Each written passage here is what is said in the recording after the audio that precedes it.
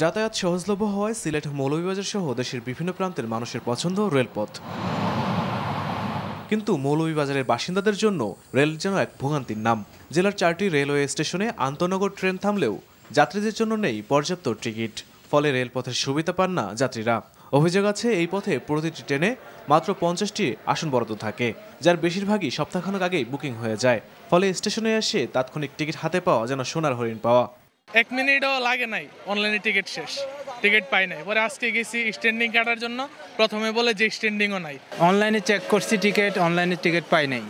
প্রায় গত 3-4 দিন আগের থেকে টিকিট চেক করতেছি, পাই নাই। মানে এখানে আসছি, কাউন্টারেও টিকিট নাই। এখন টিকিট নাই তো কি করব, স্ট্যান্ডিং টিকিট কেটে তারপরে যাইতে হবে আর। তো আমরা শ্রীমঙ্গল পর্যন্ত ডিরেক্ট টিকিট পাইনি, আমরা শায়েস্তাগঞ্জ পর্যন্ত টিকিট পেয়েছি।